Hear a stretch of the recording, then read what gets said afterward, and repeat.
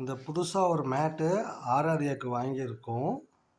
அதை ஆராதியா விட்டு டெஸ்ட் பண்ண போகிறோம், அவங்களுக்கு பிடிச்சிருக்கா இல்லையான்ட்டு. ஆராதி எங்க?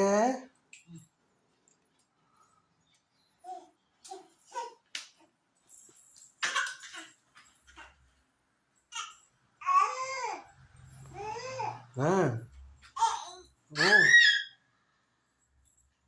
ஆராதியம்மா, என்னடாம்மா பிடிச்சிருக்கா உங்களுக்கு?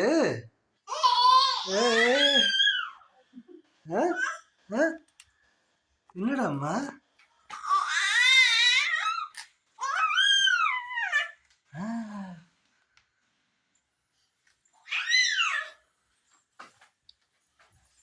ஆராதியம்மா,